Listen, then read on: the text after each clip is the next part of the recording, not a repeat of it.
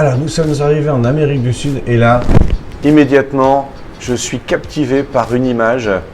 Là, vous avez cette image en direct et c'est filmé de ce qui se passe juste ici. C'est fou. Alors Clément, qu'est-ce qui se passe dans cette... Eh ben, ici, on vous présente des fourmis champignonistes. Donc, ce sont des fourmis agricultrices qui cultivent un champignon au sein de ce silo-là. Et donc, nous, on leur donne des feuilles qu'elles découpent. Donc, les visiteurs ont la chance de les voir passer sur chaque petite île et faire le petit chemin pour rejoindre le champignon. Et dans ce champignon qu'elles cultivent, elles élèvent leurs larves et elles récupèrent un petit nectar que le champignon produit pour un petit liquide sucré pour se nourrir. Et donc à Microzoo, on a décidé de vous présenter à plusieurs échelles de visite. Donc vous avez l'échelle macroscopique, vous voyez ça avec vos yeux, vous avez les fourmis devant vous, en plus relativement proche. Et aussi, grâce à la caméra en direct, vous avez une vue dans le nid de tout ce qui se passe, avec les plus petites de la colonie, les minors qui travaillent, qui produisent le champignon, etc.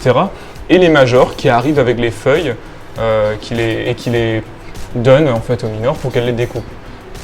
Alors ce qu'on voit là, logiquement, c'est quelque chose qui est enterré. Exactement. Bien sûr, c'est quelque chose qui est dans la terre normalement, dans les forêts amazoniennes. Donc quelque chose qu'on ne peut pas voir. Et là, vous avez la chance de le voir puisque ça marche très très bien de les présenter comme ça et de s'en occuper de cette façon. Et d'ailleurs, on les voit aussi. Alors, je ne sais pas si ça se verra sur la vidéo, mais on voit les petites larves, etc., les fourmis qui transportent leurs œufs dans le champignon. C'est hallucinant quand même, cette vie et cette intelligence, ce qui permet de voir un petit peu l'intelligence du travail des fourmis. Exactement. Ouais, c'est très très organisé comme animal. Donc elles vont chercher leurs feuilles, elles reviennent, elles s'occupent de leurs larves, elles s'occupent du champignon, et on les présente au-dessus d'un aquarium.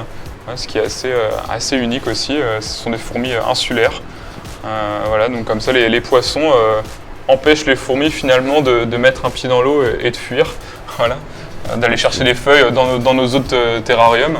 Donc elles sont sur les îles et puis elles sont contenues là-dessus. Si jamais une fourmi tombe à l'eau, qu'est-ce qui se passe? Les poissons s'en occupent. Voilà. Ok. Mais elles tombent pas à l'eau, elles vont pas dans l'eau, elles savent très bien, il n'y a pas de souci. Au contraire, par contre, on peut parler d'une certaine intelligence. Alors c'est un super organisme, c'est pas à l'échelle d'une fourmi, c'est vraiment à l'échelle de la fourmilière. Et elles ont tout de suite compris qu'il y avait de l'eau, et donc le champignon produit des déchets. Elles ont une déchetterie sèche et une déchetterie humide. Et les déchets humides, elles le jettent dans l'eau. Donc les poissons ont à manger grâce aux fourmis aussi. Donc il y a vraiment une petite symbiose qui se crée dans ce bac, c'est très intéressant. La nature qui reprend ses droits et qui crée son monde à elle. C'est ça. Ça c'est magnifique. Merci. Alors Clément, donc on vient de voir des fourmis extraordinaires, mais il y a aussi une autre particularité au niveau de Microzoo. Exactement. Ce sont ces animaux naturalisés. Exactement, on vous propose une double visite. Donc on a aussi intégré dans la visite de Microzoo 80 cadres d'insectes naturalisés. C'est une collection muséologique exceptionnelle qui nous a été prêtée par Muriel Mouflard, qui tenait un musée à Levins dans le 06, donc dans le sud de la France. Et on vous propose une autre façon encore de voir ces insectes naturalisés. Vous avez déjà peut-être pu en voir dans des musées, dans des cadres. Et on a créé des diaporamas photos, qui permettent de voir des détails exceptionnels sur ces animaux. Par exemple ici, avec les dynastes, que vous pouvez voir sur le diaporama, avec une aile qui est de très très près. Donc on voit toutes les petites poudres qu'il y a sur les ailes des insectes, tous les détails, etc. Et ces photos ont été prises à Microzoo, dans un petit studio qu'on s'est construit. Ça a demandé pas mal de travail, mais ça nous permet de vous les présenter d'une autre manière. Ok, et donc ça c'est sur tout sur toute la longueur. Donc à Microzoo, il faut regarder les animaux vivants à droite, et puis il ne faut pas oublier de se retourner pour regarder les insectes naturalisés également. À gauche. Super. Merci pour ces infos, on va continuer la balade. Antoine, Clément nous a parlé d'un endroit un peu particulier qu'elle allait nous présenter. De quoi s'agit-il? Alors oui, il s'agit de ce qu'on pourrait imaginer comme étant un bras mort d'une grande rivière qui est très connue, qui est l'Amazone. qui est le plus grand fleuve d'ailleurs du monde et qui accueille des bestioles assez intéressantes comme ces piranhas, donc des poissons qui vivent en Amérique du Sud, en Amazonie et qui sont très connus et pas forcément pour les bonnes raisons. Alors on peut dire que les piranhas sont un petit peu la poubelle des océans, c'est ça que tu veux nous dire? Alors pas des océans et de l'Amazone. Au moins de l'Amazone, ouais. De l'Amazone, oui, c'est clair que ce sont des animaux qui ne sont pas des gros prédateurs comme on imagine, qui ne sont pas des animaux dangereux, par contre qui sont des vrais éboueurs, des vrais nettoyeurs de la rivière.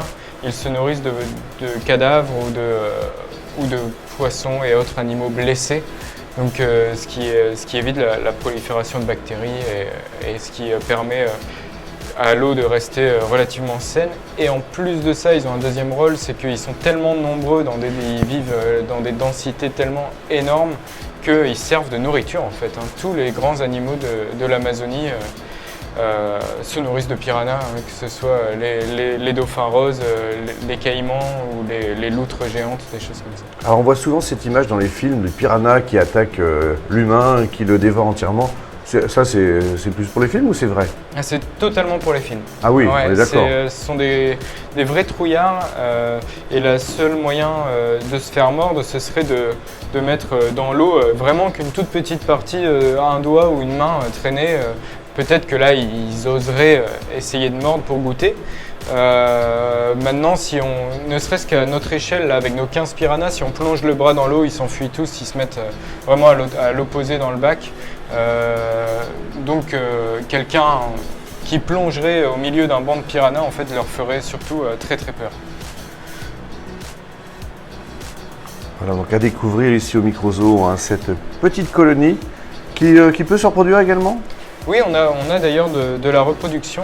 Il y a en ce moment même au fond là-bas un individu qui reste dans le coin, qui est beaucoup plus sombre que les autres.